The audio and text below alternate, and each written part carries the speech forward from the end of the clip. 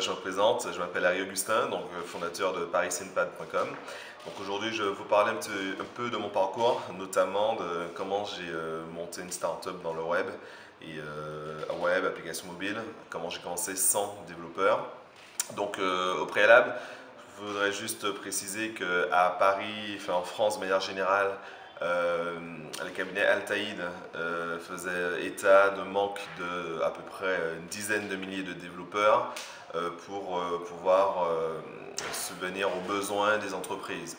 Donc c'est une véritable problématique de trouver des développeurs, même si vous pouvez effectivement payer pour en avoir. Donc ça c'est la première chose. Donc moi, je vais un petit peu vous parler de mon parcours. Donc, ParisSynPad a commencé avec un premier produit qui était la location de tablettes tactiles connectées pour les hôtels de luxe. Je n'avais pas prioritairement besoin de développeurs tout de suite. Mais tout de même, mon idée a toujours été de créer par la suite une application mobile allant sur ces tablettes. Et donc, très vite, j'ai commencé un petit peu à réfléchir sur les différentes possibilités pour trouver un développeur. Donc la première qui semble aussi peut-être la plus commune, c'est d'essayer de monter sa boîte avec un développeur, un associé donc, qui connaît le web. Mais ce n'est pas forcément évident parce que comme je vous le disais, il y a un manque vraiment cruel de développeurs. Ça c'est la première chose. La seconde, c'est que trouver un associé développeur qui serait intéressé pour votre projet, c'est pas évident à mesure où il y a une grosse concurrence de startups et de projets qui voient le jour en France, ce qui est très bien d'ailleurs. Donc il faut vraiment avoir à la fois un certain leadership et puis surtout une idée, un projet et assez mûr pour pouvoir intéresser des développeurs, ce qui n'est pas forcément évident. Et puis surtout, il faut présenter, je pense plus qu'un projet, présenter aussi une vision. Donc ça c'est la première chose. La deuxième alternative peut consister à chercher un stagiaire, mais sur cette alternative, je pense qu'il est quand même important avant toute chose de maîtriser un minimum le monde IT, le monde du développement web. Qu'est-ce que j'appelle par le monde IT, le monde du développement web? C'est déjà un petit peu connaître les différents langages. Donc savoir ce que c'est que développer en natif, par exemple quand on développe une application mobile, en natif en Android, sur iOS, savoir ce que c'est qu'un développement web, les différents langages du web, aussi bien côté serveur que côté front, savoir justement la différence entre front-end, back-office, etc., etc.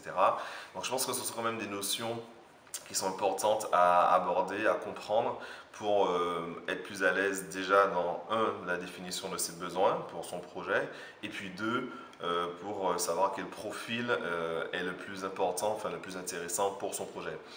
Et puis, il y a peut-être aussi une astuce qui peut être très intéressante, c'est celle de se confronter, enfin justement pour apprendre tout ça, c'est celle de se mélanger clairement dans ce monde avec les concours de ce qu'on appelle les hackathons par exemple, qui sont en fait des concours de start-up avec des développeurs et qui sont proposés régulièrement. Donc moi j'ai eu l'occasion d'en faire trois. Donc trois week-ends, donc ce sont 3 week-ends intenses où on a un porteur de projet, donc quelqu'un comme moi, comme vous peut-être, qui a essentiellement un projet, donc qui le présente, mais qui le présente à une assemblée de développeurs, de designers. Et donc à l'issue de la présentation de ce projet, il constitue un pool entre développeurs et designers et ils ont par exemple 2-3 jours pour réaliser au moins une version bêta du projet qui a été présenté. Et donc rapidement on plonge dans 48 heures intenses de développement web, 48 heures intenses où on commence à comprendre un petit peu à la fois les langages, mais aussi la méthodologie, parce qu'il y a une véritable méthodologie dans la construction d'un projet web ou applicatif.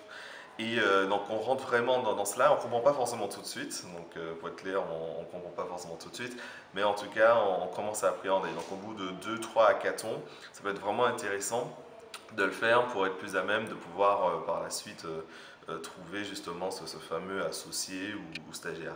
Donc ça c'est une première chose. Et ensuite j'aimerais quand même vous proposer aussi de vous renseigner sur ce qu'on appelle les prototypes, le prototypage d'un projet web.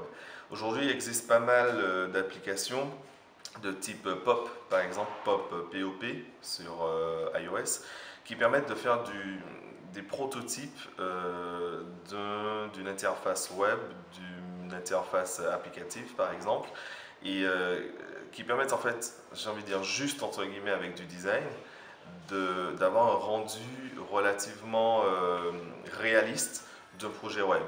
Donc, comment ça se passe concrètement? Première étape, effectivement, vous passez par un designer et vous faites ce qu'on appelle des maquettes de votre projet. C'est-à-dire que, disons que vous faites une application mobile, vous réalisez les différents écrans de l'application mobile avec tous les boutons, avec tout ce qu'il faut mettre, tout ce que vous imaginez pour cette application mobile.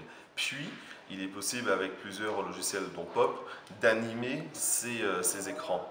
Et donc, si les écrans ont été designés de telle sorte à ce qu'ils sont très proches de la réalité, très proches du rendu final que vous voulez de votre application, le rendu interactif de ces écrans permettra d'avoir un rendu final assez proche et donc peut-être même de trouver des clients avant même de développer le produit. Donc ça peut être vraiment intéressant, voilà, d'avoir déjà ses premiers clients, de faire par exemple ce qu'on appelle des lettres d'intention, c'est-à-dire non pas de vendre concrètement le produit, de le vendre matériellement avec un contrat de vente, mais de le vendre avec une lettre d'intention. Donc vous présentez le produit, le client dit si oui ou non il aurait l'intention de l'acheter, donc il signe un document qui a quand même une petite valeur assez intéressante pour par la suite chercher un développeur. En tout cas, c'est un argument en plus pour avoir de la matière, pour motiver, pour convaincre un développeur de vous suivre dans une aventure, soit comme associé ou soit comme stagiaire par exemple. Mais en tout cas, selon moi, le monde du développement, c'est un monde qu'il faut à la fois un peu maîtriser et puis surtout par la suite pour agrandir sa startup et trouver ses associés, stagiaires et autres, qu'il faut donc maîtriser et puis qu'il faut surtout réussir à convaincre. Et je pense que le prototype, c'est pas mal. Donc comme je vous disais, j'ai commencé seul, donc par SNPad, j'étais seul, un peu comme dans cette salle, je peux me trouver un peu seul. Maintenant, je veux vous montrer le résultat avec toute l'équipe qui se trouve de l'autre côté. Venez, suivez-moi. Ok, donc là, je vais vous présenter un petit peu l'équipe. Donc voilà, donc justement, voici mes deux associés, donc Ben et Cyril qui sont justement développeurs informatiques. Et voici nos deux collaborateurs commerciaux, BizDev, donc Vincent et Marc, qui s'occupent de la partie commerciale de nos produits sur PySynPad.com. Donc justement, nous lançons d'ici la fin du mois iJames, donc qui est notre nouvelle application mobile justement, qui sera disponible sur ijames-app.com. Merci, bonne journée. Ok, et puis il y a Sophie qui filme, mais qui ne veut pas être vue, donc je vais la montrer. Voilà. Ok, merci beaucoup.